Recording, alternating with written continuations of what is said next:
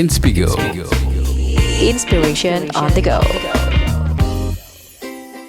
Masih di Inspigo, Inspiration on the Go barengan sama Sahil Mulahela dan juga Ronald Surapraja. Nah, kadang kalau kita ngelihat kesuksesan nih Kang Ronald ya, yang diraih sama orang lain itu kan ngebuat kita mikir kalau orang itu nasibnya bagus banget ya. Beda sama gua gitu, kelihatannya cepet banget dia ngeraih sukses. Padahal kalau tadi udah dengerin ceritanya sendiri, prosesnya itu kan panjang. 18 tahun yang dijalanin sama Kang Ronald itu kan luar biasa juga. Nah, padahal ada beberapa hal juga yang mungkin mereka lakukan secara konsisten dengan waktu yang gak sebentar. Kayak tadi Kang Ronald. Untuk menjaga konsistensi ini sendiri Kang Ronald, apa yang akhirnya membuat Kang Ronald, gua harus fokus di sini, gua harus konsisten menjalankan ini, gua harus bla bla bla bla, kayak misalkan gua harus nyenengin klien lah, atau gua harus memuaskan pendengar lah. Menurut gua banyak orang yang tidak kenal dirinya. Padahal itu adalah syarat utama jika kita mau berkarya, bertahan hidup dan lain sebagainya. Ini yang ngomong Socrates, cila. Asik. Filsuf Yunani, dia bilang Noti soton, know thyself, kenali dirimu. Kalau pengen sukses, syaratnya itu, kenali diri kamu dulu. Yakin gak nih lu kenal sama diri lu? Nah, saya udah mengalami ini tuh udah bertahun-tahun yang lalu. Saya tahu saya itu siapa, konsep diri saya apa, kekuatan saya apa, kelemahan apa saya itu apa. Akhirnya karena kenal sama dirinya, dia bisa memaksimalkan segalanya. Saya tahu saya gak terlalu cakep, saya gak akan jadi model. Saya tahu saya gak bagus fisik, gak akan jadi atlet. Tapi saya tahu kekuatan saya isi kepala. Saya mau jadi artis misalnya. Tapi artis yang mana? Artis yang gak ngejual tampang. Oke, yang mana ya? Artis yang bawain acara boleh serius tapi gue agak santai karena gue sedang bercanda. Ngerti kan?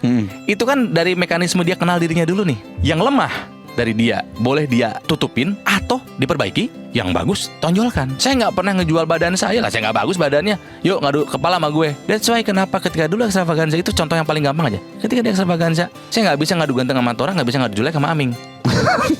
Tapi mereka gak akan jadi apa-apa tanpa saya bantu. Jokesnya, saya mah jadi gelandang tidak apa-apa. Karena tau gak, kerja jadi gelandang dalam tanda kutip lebih panjang daripada jadi striker. Striker, orang yang paling depan layar, yang paling pengen lucu, kata kasar gitu ya. Ketika udah sedikit tua, sedikit gak lucu, di-cut. Tapi supplier itu lebih panjang biasanya karirnya. Ketika di Indonesia Lawak Club, saya gak bisa ngalahin Komeng yang kecepatan berpikirnya mengalahkan komputer tercepat. Udah nyala orang gila. Yang pertama itu. Yang kedua, gue gak bisa bercanda nyala orang. Cak Lontong, pikiran super random, gue gak bisa ngalahin dia. Pak Jarwo yang dibully, kalau ngebully Pak Jarwo tuh sedunia ketawa. Ngebully gue, belum tuh orang ketawa. Saya tahu gak bisa ngalahin mereka, tapi saya punya hal yang mereka gak punya. Saya bisa feeding materi-materi yang kayak serius padahal ngaco. Mereka gak bisa bikin. Jadi mau nge-kick saya, gak bisa. Mereka gak ada yang bisa. Pernahkah saya di rolling dari Indonesia Lawak Club? Sejak episode pertama saya gak pernah tergantikan. Yang gak pernah tergantikan hanya 3 orang. Saya, Kang Maman Notulen, dan Denny Chandra sebagai host. Semua pemain lain, Komeng, Cak Lontong semua pernah di rolling. Kecuali saya. Kenapa? Saya punya yang orang lain gak punya. Dan pastikan kamu memang jago di bidang itu. Tapi yang bikin penasaran adalah cara untuk mengenal dirinya. Itu yang jadi pertanyaan besar orang-orang. Gimana proses Kang Ronald mengenal diri Kang Ronald sendiri? Harus jujur. Ngobrol berdua aja sama cermin kayak orang gila gak apa-apa nih. Kamu tanya, kekuatan kamu apa? Kelemahan kamu apa? Ketakutan kamu apa? Keberanian kamu apa? Kamu paling jago dalam hal apa? Semuanya keluarin. Sukanya sama siapa, gitulah. Lu tanya sendiri karena lu tahu jawabannya sendiri. Tapi ketika udah tahu jawabannya, tergantung lu nih mau ngejalaninnya. Kalau kita udah tahu siapa kita nggak akan tersesat. Orang itu ya kebanyakan tersesat tuh bukan nggak tahu mau kemana, tapi nggak tahu di mana. Di mana ya? Mau apa? Mau sukses, bagus. Tujuan akhir. Kan mau sukses, oke nih di sana tuh sukses tuh. Nah sekarang kamu lagi di mana? Iya gue di mana sekarang ya? Penyiar gini-gini aja, acara TV gini-gini aja, gitu loh. Tersesat dia karena nggak kenal konsep dirinya. Mohon maaf kayak orang yang so tahu ya, tapi gue ngalamin ini gitu dan belajar dari hal ini gitu. Oh ternyata gini. Ini kan berarti Kang Ronald sekarang kan bisa dibilang adalah orang yang sangat disiplin sama kehidupannya.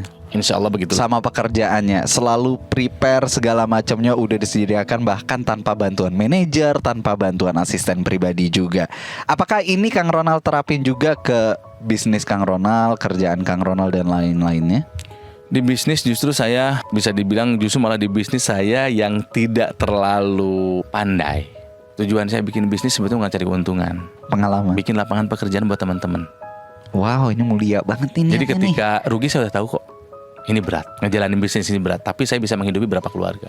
Salah, itu bisnis yang buruk, ngerti. Gak boleh bisnis Iya. rugi. Hmm. Kata kasarnya gitu kan. Alhamdulillah rugi terus. Udah berapa kali? Alhamdulillah lagi. Tapi ya itu mungkin pelajaran yang gue dapetin memang harus mahal. Tapi yang sekarang sih gue berpartner dengan beberapa teman yang ngajarin how to run business properly gitu. Yang label rekaman, punya partner baru. Juga di Bandung ada usaha kecil-kecilan buat para pecinta YouTube. Ada kedai kopinya, ada clothing lainnya juga. Insya Allah yang ini mah orang-orangnya benar. Selama ini gue gak sukses di bisnis karena orang yang gue ajak kerjasama ternyata tidak bisa diberikan kepercayaan. Konsistensi ini yang dipegang sama Kang Ronald, ini yang dijalankan juga untuk siaran di Jak FM. Makanya sampai terus berjalan sampai saat ini. Untuk menjaga standar nih Kang Ronald, di Jak FM itu sebenarnya ada pelatihan-pelatihan gitu gak sih? Gue sih emang waktu pas awal masuk sini kan emang kita ada training dulu kan. Kita diperkenalkan tentang perusahaannya seperti apa, siarannya, formatnya seperti apa dan segala macamnya. Tapi apakah itu rutin Kang atau gimana? Kalau dapat pelatihan dari kantor, alhamdulillah. Tapi kalau nggak ada, emang mau diem, nggak mau nambah pinter. You have to train yourself, man. Never stop learning. Saya nggak pernah merasa saya lebih jago daripada yang lain kok. Saya nggak pernah saya merasa saya penyiar yang lebih hebat, nggak. Saya masih belajar kok sampai hari ini. Ya sampai ini masih belajar. Karena ketika kita udah ngerasa sombong, ngerasa udah paling hebat, udah kelar loh. Ketika udah di puncak, setelah kita mencapai puncak apa? Tinggal turun kan? Iya. Saya nggak pernah merasa saya di puncak. Saya masih nanjak terus kok. Puncak saya masih jauh. Gitu.